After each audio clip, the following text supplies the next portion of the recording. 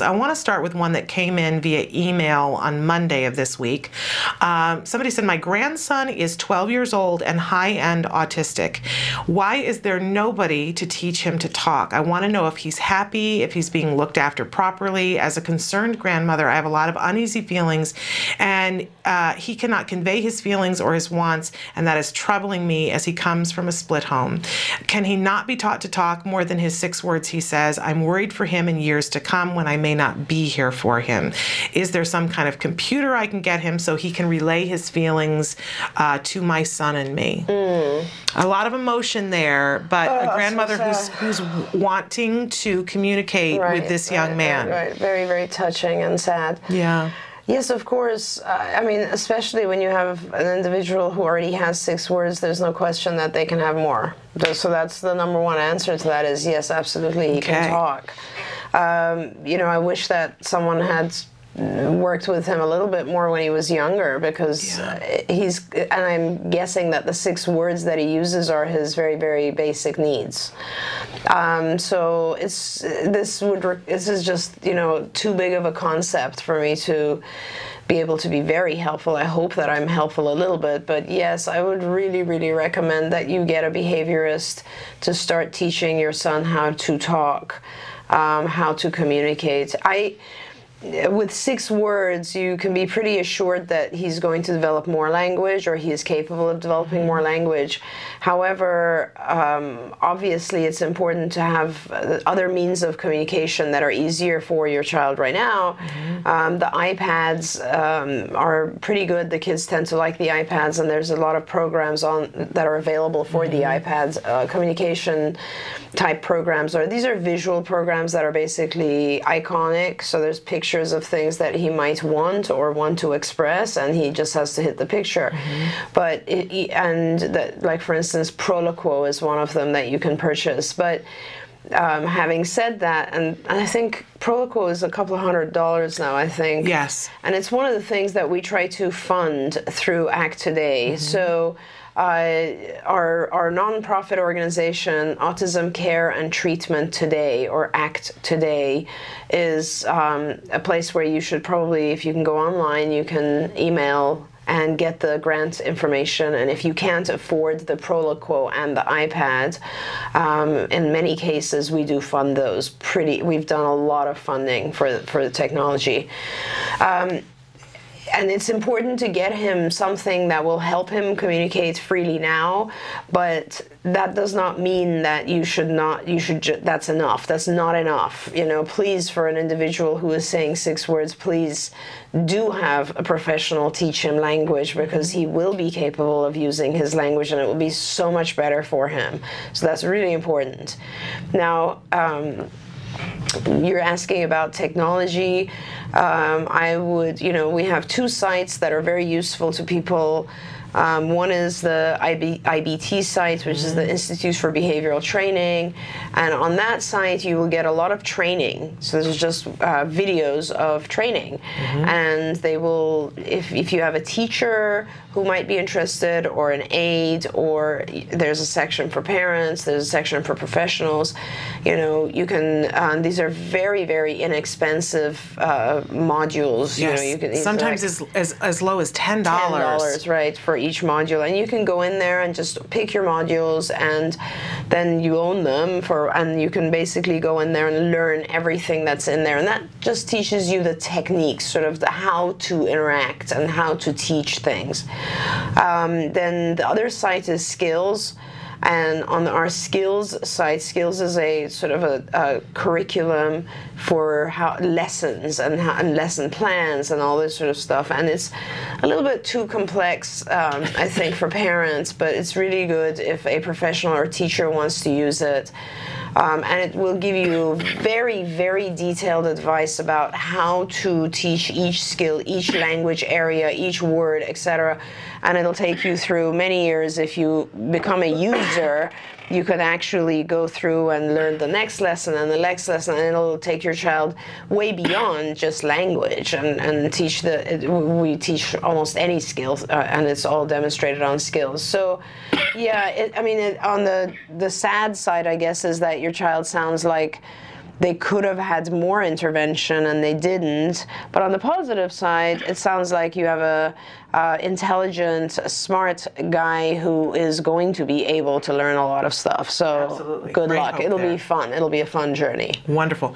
We're going to take a short break and come back more with Dr. Doreen Granpeesheh. Keep your questions coming in. Welcome back to Ask Dr. Doreen. We have with us right now autism expert Dr. Doreen Granpeesheh. Thank you so much. We're answering questions that you guys have written in. I want to go to excuse me. I want to go to a very lengthy letter that we have received, and I'm going to consolidate it here because. And I just want to thank all of you for the letters that you guys have been writing us. Some of you find it easier to write on email, and we really enjoy and appreciate it. But to cut to the chase, we have a family that the child has a diagnosis, started school, there was an IEP process, and like a lot of people at the IEP process, the school said, here's our plan, and the parent was relieved that there was a plan. Sure. And said, okay. Right. And they started the process, and the child hasn't been making progress, and they saw a note in the child's bag that said, you're not, basically to paraphrase, you're not behaving, so you're going to the special room. The parent pursued it and discovered that any time the child is engaging in any kind of difficult behavior at all, they're being sent out of the room some other place as a punishment to go work with their behavior specialist. Right. And when the parent talked to the teacher got frustrated and said, well, maybe you should pursue a diagnosis for your child. And there was that moment of horror of the parent standing there and said to the teacher, my child does have a diagnosis that's in her IEP. She was in your classroom for a reason. And that horrible moment of realizing you have been entrusted with the care of my child for a length of time, and you do not know what's happening. Oh, my gosh. Yeah, she has gotten the help of an advocate, but she wrote in to say that things are moving along for her, but some advice for parents, other parents who don't have the benefit of an advocate. If you're in a position where you see that the school is not doing what they should she wanted your advice. Right. Yeah, get an advocate, get an attorney.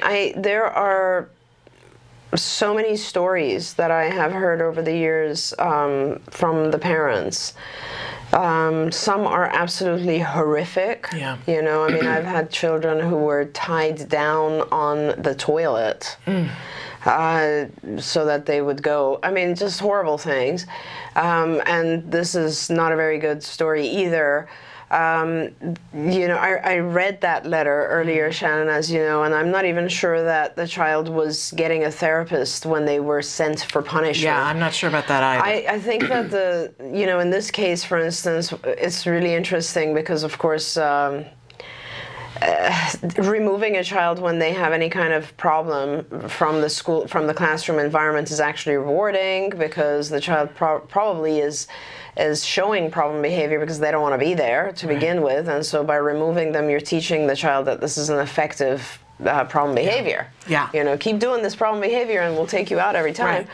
Right. Secondly, obviously, there was no plan in place and or training, and thirdly, the most horrific part of this, I think, is that a teacher is not even aware that a child's on an IEP or has a diagnosis. And this just really disturbs me because, what is, you know, an IEP is an individualized education plan. And the fact that we go through so much expense and trouble and time and anxiety for the family and so on and so forth to identify an IEP and to write it up in a way that's meaningful for the child, and then the teacher doesn't even know that the child has a diagnosis. I mean, that's just ridiculous. And I have to say that to the same extent, I'll say this, in some of the school districts that we at CARD, we write a lot of the IEP reports because we're intensely involved with our kids and we want them to learn as much as they possibly can. So our IEP reports will sometimes end up being 50 pages and we'll have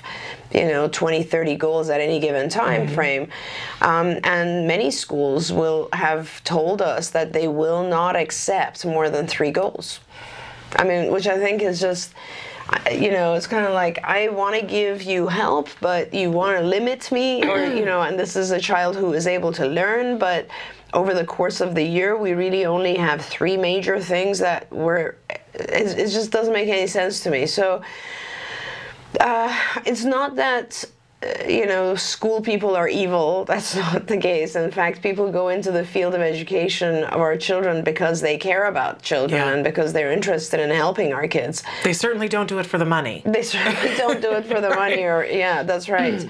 So, but the truth is they are overwhelmed. The education system in this country is just not very supportive. I don't know that it is in many other countries either, but I know that in the U.S., teachers often have very, very limited resources, extremely limited. I mean, schools as a whole have limited resources, but teachers, I found out a few years ago, actually a lot of teachers put, all those beautiful educational things in their rooms, they purchase those themselves. They put those up themselves. I mean, I find it ridiculous that schools can't afford to provide those types of things, and teachers actually go into their own pockets to do these types of things for our kids. So I think that's pretty amazing. There's very little training for the teachers. I mean, we have provided some training to school districts, and some of the districts are so large that it's just impossible to give them a lot of training because they can't afford it, or they have to train hundreds of people at the same time. Those are just real problems that are bureaucratic and take a long time. But yes, there are advocates. In California, there are, this parent, I think, was not in California. In Florida. In California, of course, there are a lot of advocates that you can contact. In every state, I'm pretty sure if you Google, special education law, special education advocacy, you will find organizations. The FEET groups that are generally parent groups will be able to guide you to find advocates always. It's very important to watch for these things. One of the things I tell our parents is that it's even if your school allows you only to go in for an observation of 20 minutes, do it once a week at least, or twice a week. Try to check and make sure things are fine. Just drop in. Some schools actually have cameras now where they allow parents to log in and watch the classroom for a period of time. Do what you can to watch your child in any way possible. Yeah, absolutely. And I will mention too, we had Areva Martin on the show on Monday from the Special Needs Network, and they have a program called PAM, the Parent Advocacy Mentor Program, and they are expanding it this year to be online, and you can register to do that program so that you yourself can become a better advocate for your child, and it's parents teaching other parents. That's awesome. Really an amazing program. And it was just only in California and mostly Southern California, but this year they're expanding it, so really it could be worldwide. Terrific. Very exciting.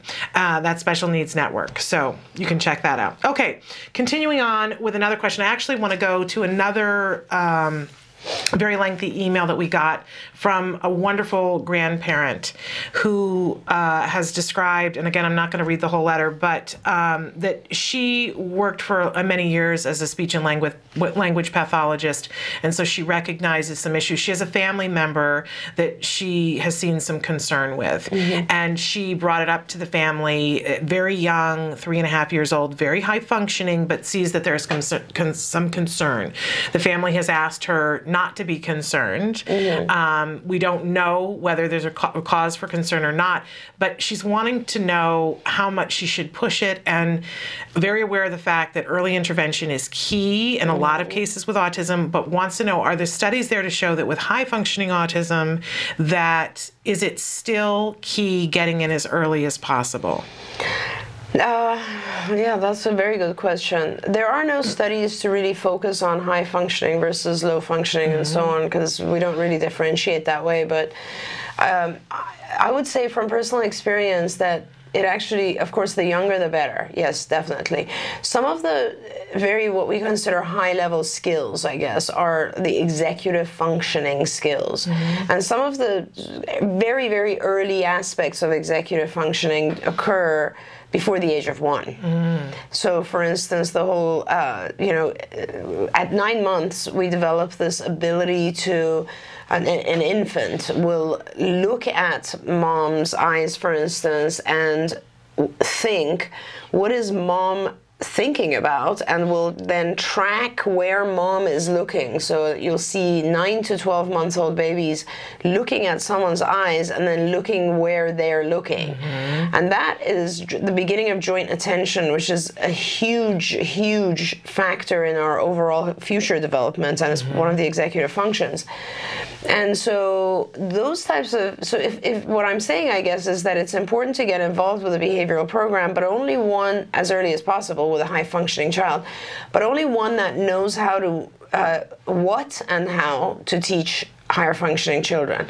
Because what happens, I think, with some of our higher functioning kids, though, especially PDD, Asperger's kids, is that they will, family might find an ABA provider, and then the ABA provider won't know what to do, because they'll start doing rote language stuff that the child already knows, and then it becomes useless or boring, or the child's like, it becomes punitive for the child, and it's not really accomplishing very much.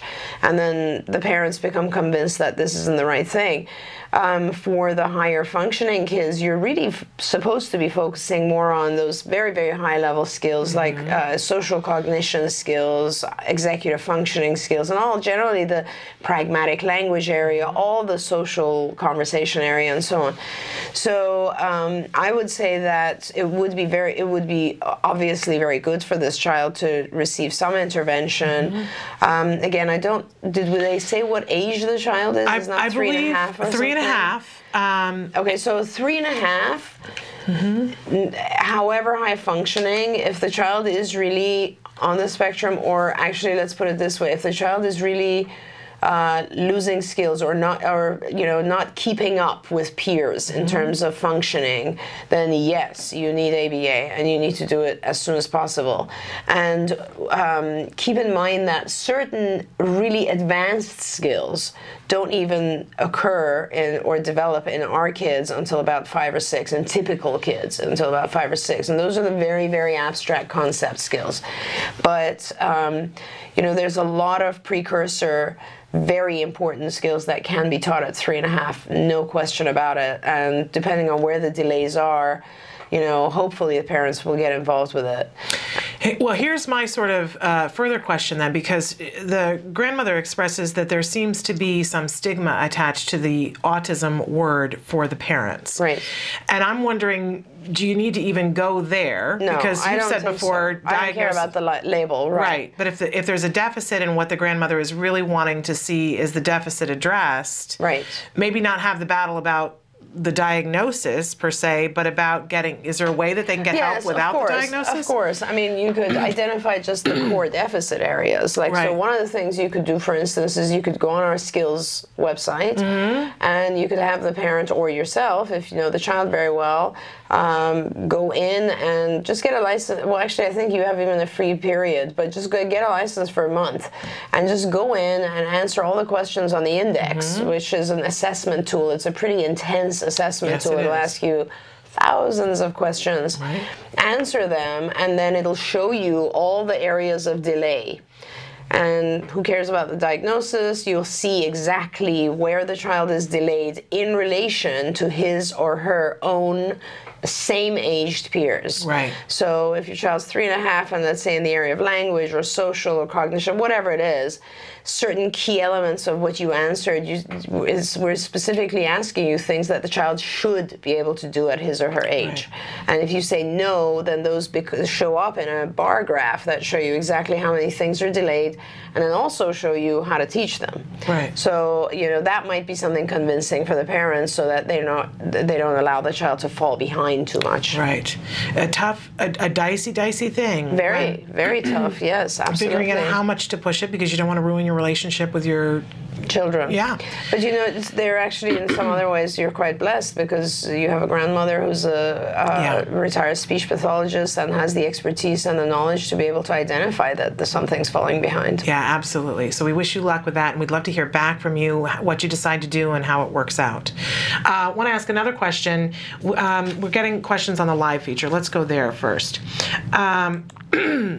Hi, Dr. Doreen and Shannon. My question concerns how to approach the subject of telling my mainstream third grader about his diagnosis. I think that he is approaching that developmental time for understanding. I just want to do it right. How would you tell your child he's 10, more like a 5 or 6-year-old emotionally and socially? Thank you all for all your help always. You and Shannon mean more to me than you'll ever know. That's very sweet. No, we appreciate your comments. Nice. That's very nice. But this is an area where a lot of people are concerned. How and when do you tell your child about the diagnosis? Yeah. Oh my gosh, I approach this differently with each of my kids, and so it's very hard for me to generalize my answer here, give you a more generic type of response, because I have some kids who the reason that I want them to know is because they are frustrated with their own lack of ability, let's say, in some area. And I want them to know that we each have delays in different areas and that we work on those delays. And I think that's key to it.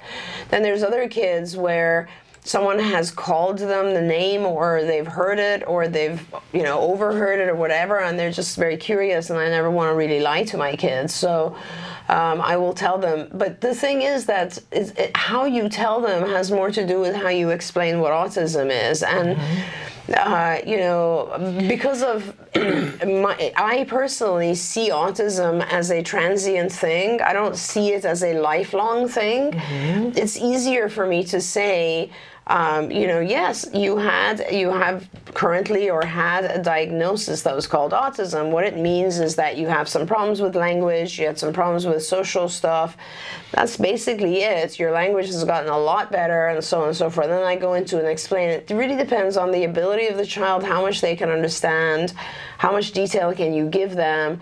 I talk more about it in terms of something like, I guess, I don't know, dyslexia, perhaps. Something that's more acceptable to children, in our world, I think, and I learn a lot from my own kids who are different ages in school, autism is still seen as this kind of associated with a scary, not so good kind of disorder that means that there's something wrong with you that makes you worse than others, or something like that. Whereas things like dyslexia aren't. Right? Dyslexia is kind of like, oh, you see letters differently? Oh, that's kind of cool, So I sort of explain it. I would want to make sure that the way that it's explained to the child is along the same lines. You receive information a little bit differently. It's very much the same thing. You see things differently. You see certain things that are more like, you have a hard time with figure ground discrimination, but at the same time you see or hear things that others don't. So it's a different set of, your brains just develop differently, and it's just as cool. It's cooler in certain ways. And obviously there are very cool aspects of this. Another thing is, by the way, we were talking about Max Bruckheimer, and I wanted to just mention that there are a lot of shows now that will show high functioning, like Parenthood, and it's a great show. Great show. He plays Max on the show. Amazing young actor, so Fabulous. talented, and a gentleman. When you meet him in person, we were talking about that. A very sweet young man. Absolutely delightful young man. And so another way to go about it is to actually associate it with a cool personality like that, because the biggest thing about this is you definitely don't want to be telling your child something that's going to make them feel worse about themselves. And also make sure that you tell your child, or when you do tell your child, you make sure your child understands that it's something they can overcome. Because even with our kids who don't, completely become typical or typically developing in all ways, they do come out of the diagnosis. I mean, there are a lot of kids that go from 6 symptoms of autism to 2 to 3, and they no longer qualify for diagnosis. So those are the things you need to make sure your child understands. Yeah. And I think a parent's instinct, too, about finding the right time is so important.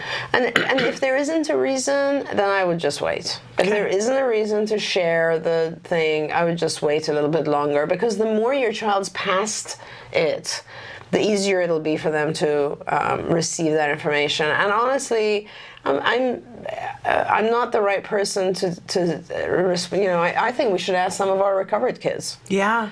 I mean, that's a question we should ask. Yeah, honestly, we should ask, like, how did it make you feel when you were told? I mean, look at some of my recovered kids are superstars. Like, they are so proud of it. They're so proud that they overcame it, that they can talk about it, that they can tell other people how it was, that they can explain what it's like to have these symptoms. I mean, look at Temple Grandin. Yeah. There's nothing to be ashamed of here. It's a whole different processing system, and the more we have people like Temple who can actually educate the rest of the world in terms of how you receive information as someone with autism, the more we can help other people get to that point of functioning. Absolutely. Can I tell you that I was in my son's classroom the other day, and I had one of these ribbons on, and one of the kids asked me, "You wear these ribbons every day, what are they for?" And so I talked about what the ribbons are for, that with ABA the possibilities are infinite, and we talked about what an infinity ribbon is, and I talked a little bit about ABA, and of course, the hand came up and said, "What is autism?" With a 4th grade class, and I have to define this, and so I said, some people with autism, their brain works a little bit differently.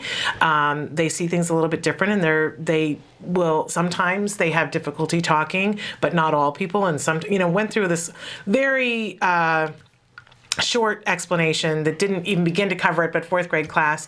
And my son's hand raises in the classroom. And I thought, what is he going to say? Oh my God. What's going to happen? And he said, "Raise your hand if you have autism or you know somebody who has autism." Right? Oh my God. And this was his thing that he wanted to say. And then it was very interesting because a bunch of hands went up, right? And he's been in the same class with some of the kids for years, and we've gone in on Autism Awareness Day and read the little book that he and I wrote together. And so some of these kids very well know that he has a diagnosis, but it was very interesting the things that they said. That one girl raised her hand and said, "My brother has autism." And everybody was like, "Oh." And then somebody that I wasn't aware in his classroom said, "I might have autism. My parents and I have talked about the fact that I might, but I haven't gotten a diagnosis, but I might have a form of autism." Oh my God. And it was this amazing moment in the classroom, and that I had been like, amazing. What's going to happen here? And everybody was like, "Oh, that's cool." And then they went back to what they were doing, and it was no biggie. That's amazing. And I do think that sometimes our kids teach us. Yeah. Absolutely. And I think if we can, it'll take a long time, but if we can get away from the stigma of autism is the same as sort of having mental retardation or any kind of retardation, then people will start to understand a little bit more about autism. But I love that story. That's a crazy story. It was just, oh my gosh. It was last Thursday, and it kind of took my breath away. Excuse me. Oh, and I just had questions up, and I don't know what happened. Hang on one second here, because I had questions that people were asking on our Facebook, and Facebook refreshed. Facebook does not always love me. In any case, I'm scrolling down to find it. Today is Lent, and I decided I'm giving up Facebook for 40 days. Are you? I hardly ever really have time to go on Facebook, so I'm very happy that we get to answer some of the questions here. Okay, so our first question on Facebook today, does a child with autism get worse as they get older? Yeah, they could get, the answer to that is both, actually. Some get better, some get worse. So certain things get better just because you age out. So certain things definitely get better. So we tend to calm down, obviously. Kids are more hyperactive than adults and so on. So those types of things do. But unless, if you don't have a mode of communication, then challenging behaviors get worse.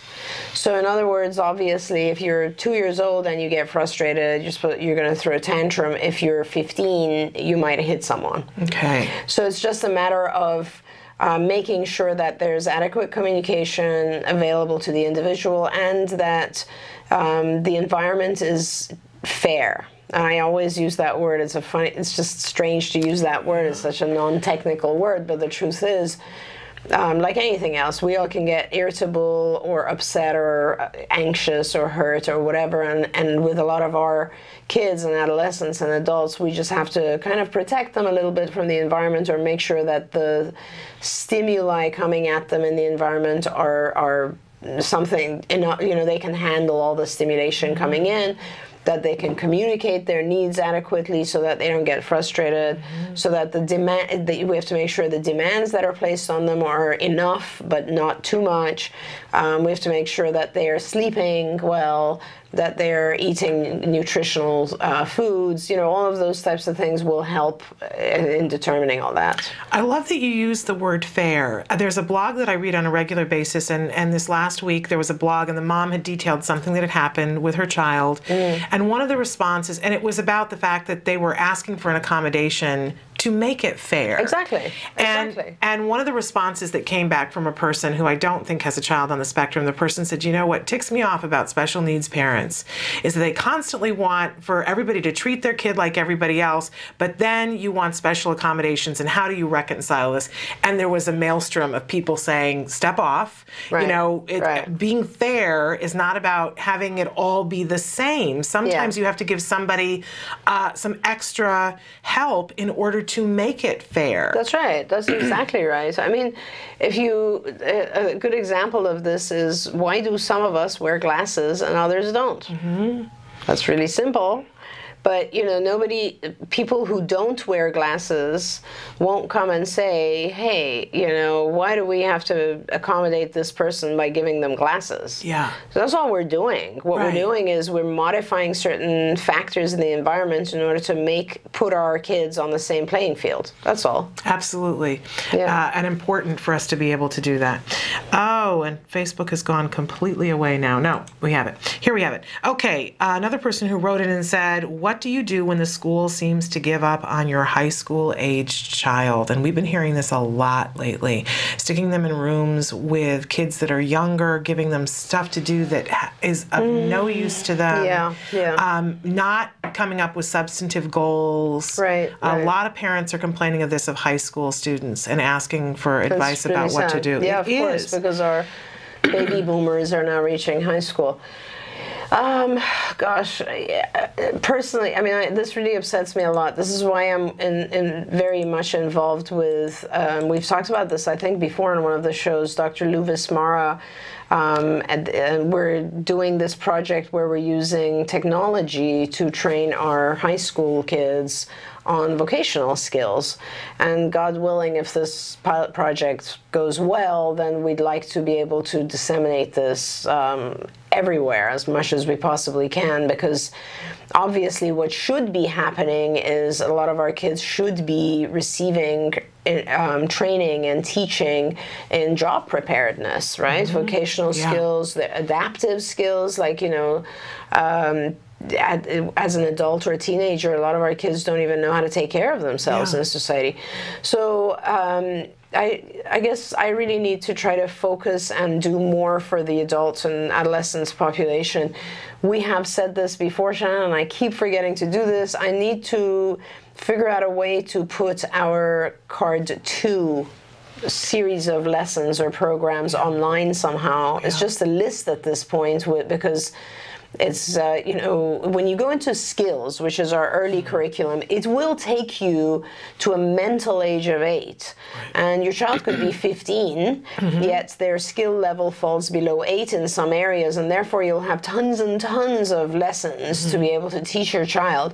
But the Card 2 program really focuses a lot more on vocational, adaptive, things that are more appropriate for that age range. And it becomes really essential to teach those things. What do you do? I guess you do the same thing that anybody else does. You call for an IEP, you find the particular goals that are necessary, you fight to get them into your child's IEP, perhaps you even fight to get a one-on-one instructional aid, perhaps depending on the state you're in, you get insurance coverage and you hire behaviorists who will come and teach your child the specific things. I don't care if they're 6 or 16. Like, there's a lot of stuff that can be taught and should be taught. If you have a behaviorist, the behaviorist will often go to the school and train all of the people in the classroom and school and so on. You do the same thing. You don't stop fighting. You just keep going at it. And it's sad. It's tremendously sad because, and again, it goes back to I can't blame anyone for it. The schools don't have resources. I mean, look at us. We try to do as much as we can, and then there's every time I'm on this show, there's like 5 more things I want to do. You know, none of us have enough time to do the things that we really want to do. It's true. But the thing that overriding in my mind at this moment, there's an expression in the autism community about when something happens, sometimes you just have to get your dress dirty. Yeah. You have to get into the mud and muck it out and be your child's advocate and get your dress dirty. Absolutely. And sometimes when somebody else gives up on our kids, we have to be the person. And I know that you have not given up on your child. I know that that's not even a possibility for you, but you're going to have to get your dress dirty and go in there and ask them to do something different, and they may or may not greet that and say, oh, yes, thank you for your advice on this. Yeah. But still, the one thing I know for sure is that if you go in and advocate for your child, not only will things get better for your child, maybe not immediately, but somewhere down the road, but you will have made it easier for the next person coming behind you. Exactly. And that's why I wanted to say, make sure that you connect with local parent groups, because there might be someone who's gone through what you're about to go through. Yeah. And sometimes when I talk to parents who are not close to one of our locations and they really need help, and I connect them with a feet group in their area, oh my God, the parents are warriors. You know, they've been through everything. Yeah. A lot of find other parents who are in your area who've been through similar things. They can often be your best advocates. Absolutely. Well, great advice. Now, we had somebody do a follow-up for us, and they said, would it be possible to do a kid-friendly segment, kid-to-kid type, to introduce autism? So something we'll have to consider doing at some point. And then they also added, wouldn't it be neat to see a commercial from our kids to define autism? I think that's a great idea. Oh my gosh, that's a brilliant idea. And getting some of our recovered kids, as well as some of the kids that are in the process right now, to do a commercial to define autism. Okay, Great idea. I'm gonna put some energy into that one. That's great. That's a beautiful one. Isn't that? Thank you for that idea. Absolutely. I'll send that in. And Shannon, you know, that actually reminded me to ask you something, because we get so many questions, so many emails from people saying that they record the show and then listen to it on their drive or stuff like that. How difficult is it for us to try to get on satellite radio? That's a really good question. We should probably try, because it seems like a lot of people would like to listen to this while they're driving. We've heard from a lot of parents lately saying that they're downloading at iTunes, making CDs, and listening to it while they're driving. So, great idea. I will look into that today. Great. There we go. Okay. Somebody wants to know if you have any plans to open a card office in Milwaukee, Wisconsin. I know you're in Chicago, but I was wondering if you have looked into it. As always, thank you for everything. Oh my gosh, I'm so glad that it's so amazing that this parent wrote this. Thank you, whoever wrote that, because we have a process here where we have a supervisor and a manager, so an administrative manager and a supervisor manager, and the two of them, their job is to open new sites. And what they do is they will move to a certain location, develop the area. So the supervisor is board certified, and both are very experienced, very good, and luckily for us, husband and wife, so it works out really great. And what they'll do is they'll set up the office, hire therapists, train the therapists.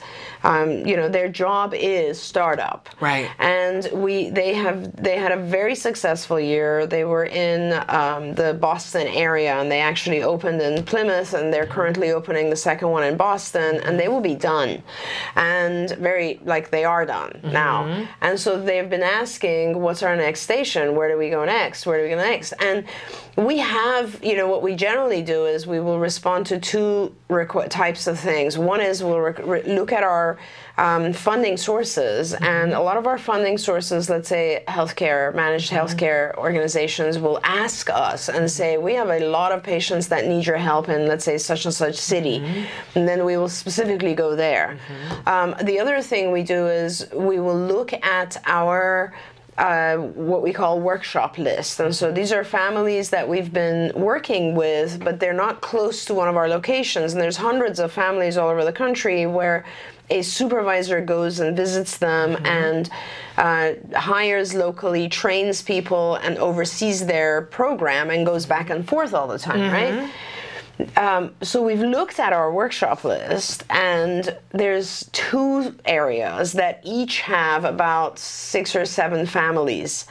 And what I really need, and this is the announcement I'm making here, which I love the fact that somebody reminded me to do that, is, you know, honestly, if I have any area where there's approximately, let's say, more like 10 to 20 families, and there is funding, obviously, because this sort of thing can get very heavy for families. Yeah, so we want to have that insurance We want to have there. insurance factor. In other words, we want to start out with, if hopefully it's an insurance state. Of course, we'll go anywhere. We don't care if it's an insurance state. The only thing is, if we go somewhere else, then the burden of the funding falls on the families, and that becomes a little bit harder. Right. But really what we're looking for is around 20 families in any general area. They do not have to be, you know, they can be 30 miles apart, but general area or city, and then that'll be our next city to develop. So if there are people out there listening right now, I would ask that you write in, and you can write into this show even. Yep, and you absolutely. guys are kind enough would let me know,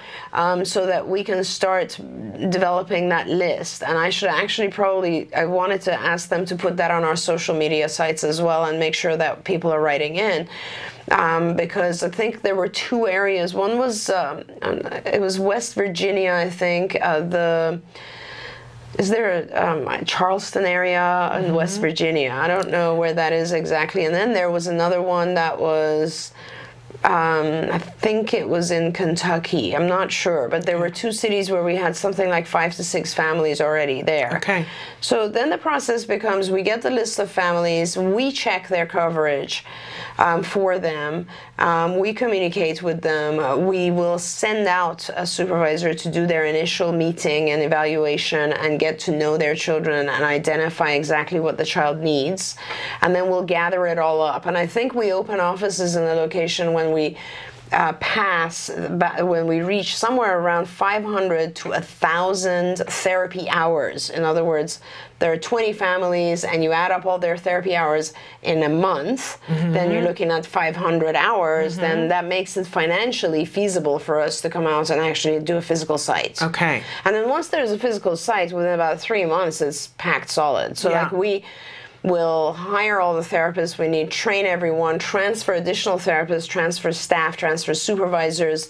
We build it up real fast. Right. And then once it's built up, like, you know, our sites tend to max out at about 50, 60 children, and then we'll open another one and so on, and we'll develop the area. Having said that, what we're doing this year, we're really focusing on center-based model. We will do home-based for anyone who wants home-based. In other words, all our therapists will travel to your home, to your child's school, wherever you want us to do the intervention. But we're also offering a new thing, which we've done in several of our sites now, which means for parents who have to drive to work, you can drop off your child at our center. And there you can receive all their intervention, kind of like a school setting. And it could be during school hours, after school hours, it doesn't matter. We have a broad array of programs.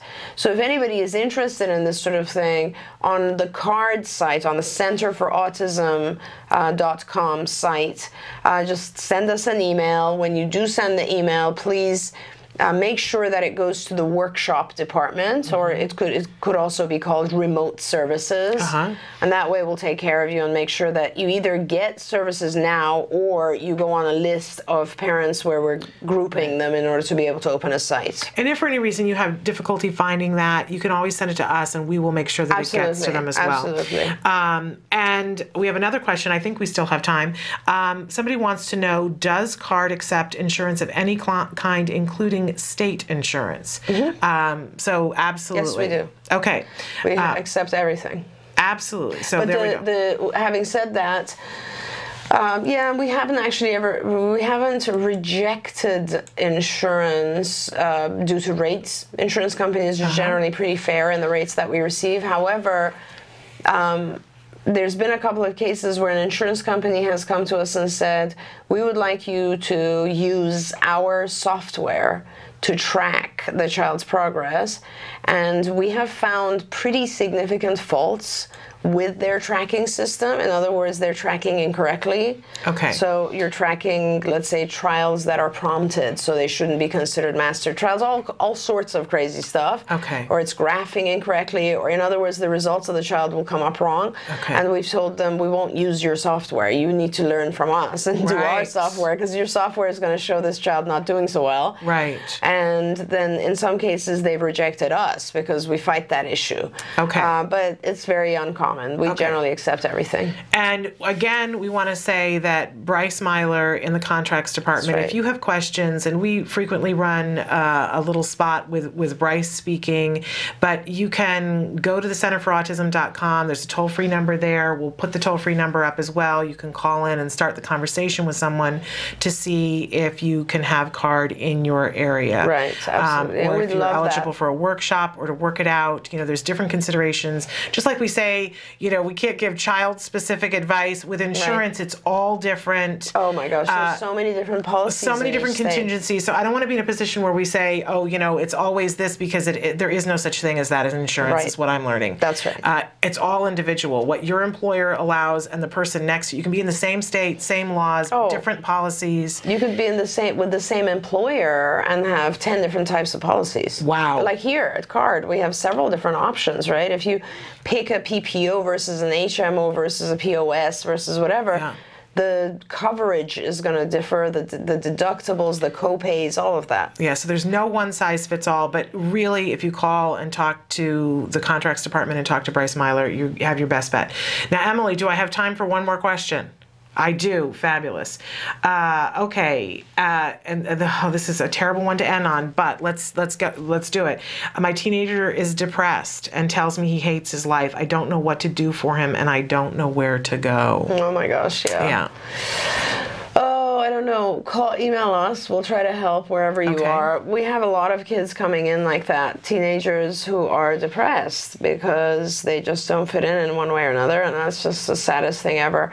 That's one of those things where I wish we had more resources to help. Like, this is a very big thing, and I see a lot of kids going into this because, you know, anxiety and depression are very, very related. And I think when they're younger, our kids have a lot of anxiety, and when they get older, that anxiety turns into depression because it's sort of a learning of helplessness. It's kind of like, I don't fit in, and I feel lonely, but I don't know how to fix this. Like, I don't even know how to fit in, and I don't know why they don't like me, and it's just horrible. Yeah. And it's a lot easier, actually, to fix than you would think. Okay. And it's more just cognitive therapy. And we do a lot of work with teenagers. We do have a lot of teenagers that it's growing. I guess I would, we haven't had the time to really write a lot in this area, but if you do write into us on an email, then we'll try to gather some of the relevant references, I guess, for you so that you can read what's out there. And there are some very good people in this field, you know, in the field of dealing with like adolescents with Asperger's and so on, and reading some of that work might really help you figure out how to handle this, unless we can help. If you're close to us, we'd be happy to help. Okay. I'm sort of feeling like it's sort of like autism. It's not something we want to wait. It's not going to get better on its own. We want to get in there and do something. Absolutely. I mean, I have teenagers that have gone to cutting or have become suicidal, and the issues are the same. It's very, very important to deal with those things pretty fast. Yeah. Okay.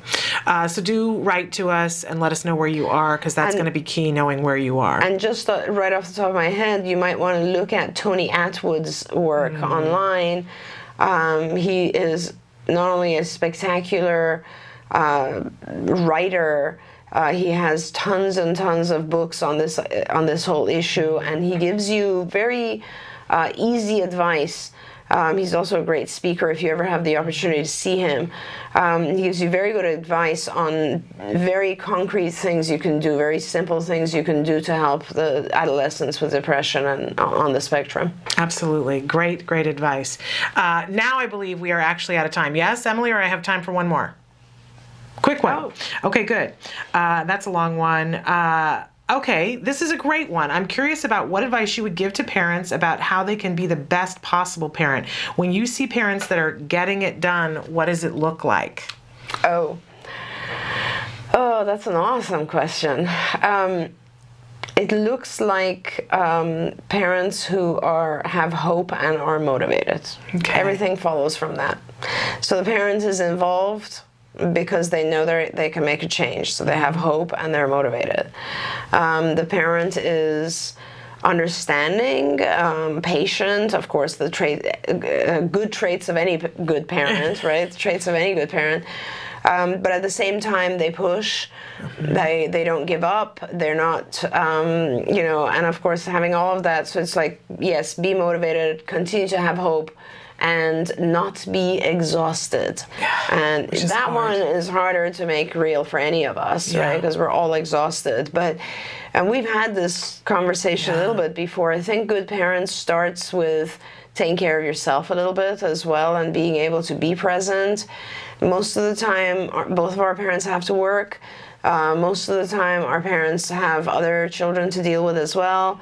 Shannon, I mean, life is packed as it is. To have, like, additional things going on in your life is just like everybody's over the edge, and over the brim.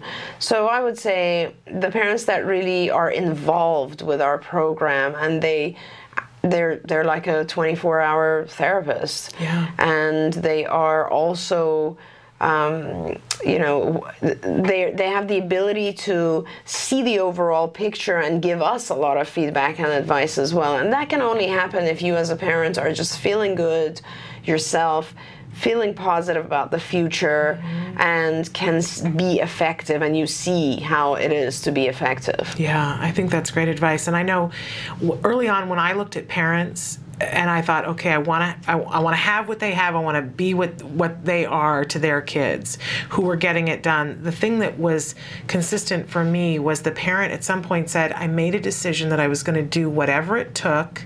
I didn't know where we were going to end up, but I was going to keep doing whatever it took. That's right. So that, and what happens when you think like that is, I think I experienced this, and I don't know about the rest of you, is that when a problem arises, you don't get stuck on the problem. You just see it as something that was going to come one way or the other, and you start looking for solutions. Yeah, it's not a stopping point. Exactly. You accept the fact that this is sort of an obstacle course that you're maneuvering through. And I think that strength, that ability to keep going, I think also comes together with having given up guilt. Yeah. Like when parents spend too much time on guilt, and it turns into blaming yourself, hating yourself, then you start to feel sick, you start to not just give up hope, you start to want to distance yourself from it, all that sort of stuff. Just, it's not your fault, it has nothing to do with you, it is what it is, you were given this blessing because you are strong enough to handle this. Take it, fly with it, experience it, and actually, in the end, a lot of parents end up being the ones that help others. It's an opportunity. Like, look at what you're doing. Like, this is an incredible But I went through the guilt. I went through the guilt, and I kind of want to make a sign and put it on the refrigerator that says that guilt equals paralysis and hope equals action. Absolutely. Because I think that when I'm in the hope part, I'm in action, and that's much better. But you're right, the guilt it has to do with motivation. Paralysis. Yeah, and I mean, that would be an interesting conversation too if you were able to have a conversation with a lot of the other moms. There isn't a single parent that doesn't question themselves. Yeah. Did I do the right thing? Did I do it at the right time? Why didn't I see it sooner? Could it be because he fell that day? I mean, there's like a billion things that go through our heads. It has nothing to do with anything. Yeah. It's just paralyzing. Yeah, you're absolutely right.